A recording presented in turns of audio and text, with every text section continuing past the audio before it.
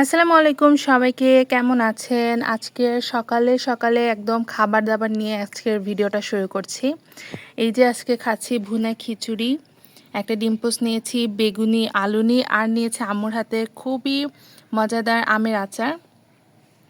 তো আজকে আমি ছাদে খাচ্ছি, আবহাওয়াটা আজকে অনেক ভালো, যার কারণে ছাদেই খাওয়া দাওয়া করছি।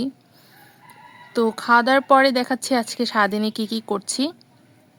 আগে খাওয়া দাওয়াটা শেষ করে নিই। এই যে সন্ধ্যার নাস্তা বানাতে চলে এসেছি।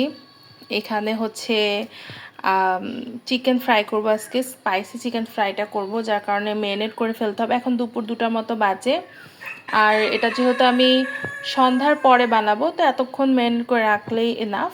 আমি সব কিছু একদম উপাদান রেডি করে নিয়ে এসেছি, একবার দেখিয়ে দিই। এটা হচ্ছে আদা রসুন জিরা বাটা, এটা হচ্ছে গরম মশলার গুঁড়া, এটা হচ্ছে মরিচের গুঁড়া, লবণ, সামান্য পরিমাণ গোলমরিচের গুঁড়া আর জিরা গুঁড়া। এটা দিয়ে এখন ম্যারিনেট করে ফেলবো। তারপর হচ্ছে কিছুক্ষণ ফ্রিজে রেখে দেবো, মানে যতক্ষণ না ভাজছি। সন্ধ্যার পরে যেহেতু ভাজবো, তো 3-4 ঘন্টা তো এটা থাকবে। এই তো সবগুলো উপাদান আমি দিয়ে দিয়েছি। এখন আমি হাত দিয়ে হচ্ছে এটাকে সুন্দর করে মাখিয়ে নিব, যাতে সবগুলো মাংসে মশলাটা একদম ভালোভাবে লেগে যায়। এই যে মাখানোটা হয়ে গিয়েছে। এখন সবার শেষে আমি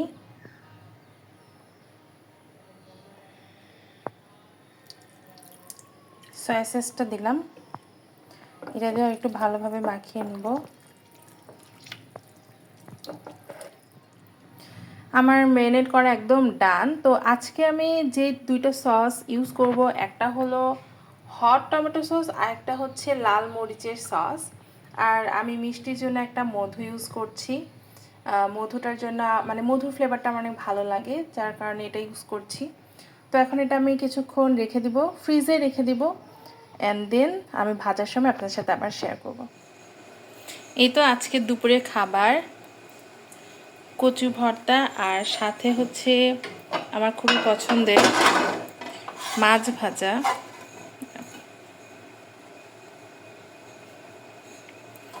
এটা দিয়ে আজকে দুপুরে খাবার খাবো। আরও আরও কী রান্না করেছে, বাট এই 2টাই খাবার আমার খুব পছন্দের। তো এটা দিয়ে আজকের দুপুরের খাবারটা শেষ করব। এই তো এখন অলমোস্ট রাত 7:30টার মতো বাজে। এখন আমি চিকেনটা ফ্রাই করব, যার কারণে আমি ফার্স্টে চিকেনের যে কোটিং সেটা রেডি করে নিচ্ছি। আটা নিয়েছি, বাট ময়দা নিলে বেটার হয়। বাসায় যেহেতু ময়দা ছিল না, আমি আটা দিয়ে কাজটা চালিয়ে নিচ্ছি। সেখানে আমি পরিমাণ মতো গুঁড়া মরিচের গুঁড়া আর লবণ দিয়ে ভালোভাবে মিক্স করে নিচ্ছি। অ্যান্ড মিক্স হয়ে যাওয়ার পরে আমি চিকেনগুলোকে সুন্দর করে কোট করে নিব, আপনাদের সাথে অবশ্যই শেয়ার করছি। এখানে হচ্ছে চিকেনটা আমি কোটিং করার মানে কোট বানানোর আগে বের করে নিয়েছিলাম ফ্রিজ থেকে। এখন আমি একটা একটা করে নিচ্ছি, অ্যান্ড সুন্দর করে আমি হাতের সাথে প্রেস করে করে আমি হচ্ছে আটাটা চিকেনের গায়ে লাগিয়ে দিচ্ছি। অ্যান্ড আমি এটা 2বার করে করেছি, একবারই আপনাদের সাথে শেয়ার করলাম। আরেকবার কিভাবে করেছি, একবার সবগুলো চিকেন কোট করে দেন একটা একটা করে আবার পানিতে আলতো করে একটু ভিজিয়ে দেন আরেকবার করেছি, এতে চিকেনটা অনেক ক্রিস্পি হয়। তো এদিকে আমি 2টা আপনাদের সাথে একটু শেয়ার করলাম, আপনারা দেখলেই বুঝতে পারবেন হাতের সাথে প্রেস করে কিভাবে একটু আমি করছি। এভাবে করে আমি সবগুলো করে নিব এক এক করে, আর চেষ্টা করব যে মশলাগুলো যেন ভালোভাবে চিকেনের সাথে লেগে থাকে। এই তো আমার সবগুলো চিকেন কোট করা শেষ, এরপর আমার ফ্রাই করার পালা।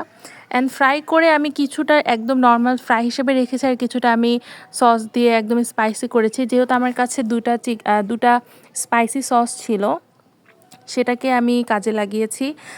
সেটা হচ্ছে আমি তেলের মধ্যে রসুন, তারপর হচ্ছে সয়া সস, দেন সস দিয়ে মধু দিয়ে মাখিয়ে আমি আলতো করে চিকেনগুলো একটু ফ্রাই করে নিয়েছি। এই তো আমার চিকেন রেসিপি একদম ডান। আপনারা বাসায় অবশ্যই ট্রাই করতে পারেন, তেমন কোনো ইনগ্রিডিয়েন্টসই লাগেনি। তো ভালো থাকবেন, আল্লাহ হাফেজ।